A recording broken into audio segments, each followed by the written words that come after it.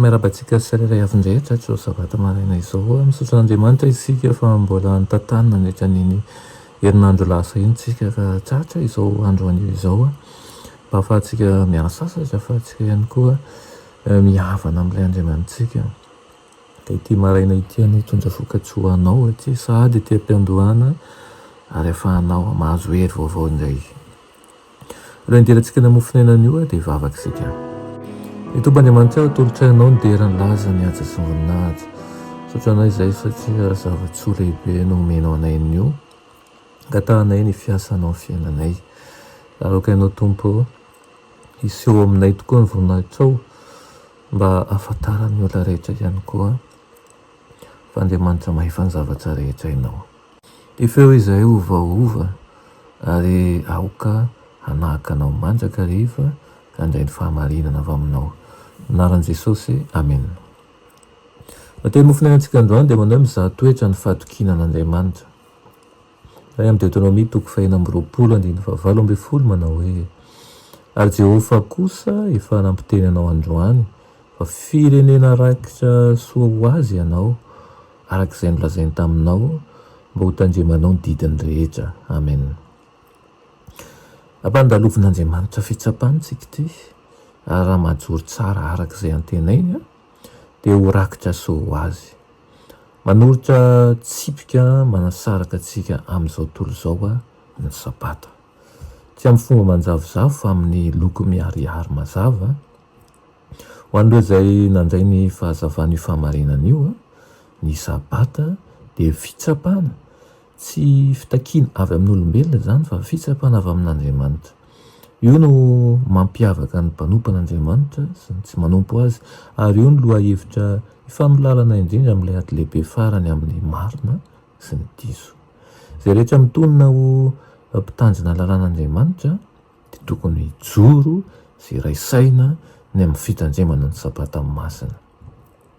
Raha nandalo ny tany Egipta ny anjely mpanjingana mba hamely ny elahy matohan'ny olona sy ny biby dia nomena toromarika ny Israelita piditra ny zanany hiaraka amin'izy ireo ao an-tranony. Ary ihany koa hanentana raha ny tolanana ary ny tatao-baravarana ka tsy nisy azo hivoaka ny trano satria izay rehetra ho hita eo anivon'ny Egyptianina dia haringana miaraka aminy ihany koa. Tokony handray lesona avy amin'izany tokoa isika amin'izao ankehitriny izao. Mbola andalo amakivaky ny tany indray ny anjely mpanjingana. Hisy marika apetraka eo amin'ny voakan'Andriamanitra ary izany marika izany dia ny fitandremana ny sabatany masina.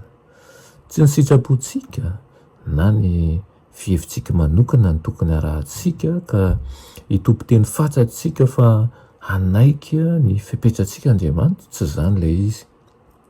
Izaho toetra ny finoantsika Andriamanitra ny fanomezany antsika anjara asa hatao izay mifandraika amin'ny fidirana ny sehatra ho antsika ho tanteraka amin'ireo izay mankatoa ny fepetra ny teny fikasana ary tokony hampianatra ny zanantsika ny didin'Andriamanitra ampatokiny sika aoka nalefitra eo ambany fifehezany sy ny fahefany ray aman-dreny izy ireo avy eo petratsika eo an-tanan'Andriamanitra amin'ny alalan'ny finoana amin'ny alalan'ny vavaka dia hiara-miasa amin'ny ezaka ataontsika izy satria efa nanome toky fa hanao an'izany. Ary rehefa mandalo hamely ny tany ny loza be dia voavina ao an-tran'ny fialofan'ny tompo izy ireo miaraka amintsika. Izany no irina tokoa eo amin'ny fiainantsika tsirairay avy dia ny ahafahantsika mijoro amin'ny fahamarinana mandrakariva tsy salasala rehefa izao nolazain'i Jehovah fa handeha am-patokiana ary ihany koa ametraka ny mandrakariva ao amintsika fa mahasoa mandrakariva matoa hitenenan'ny tompo antsika izany. Amen. Vavaka isika.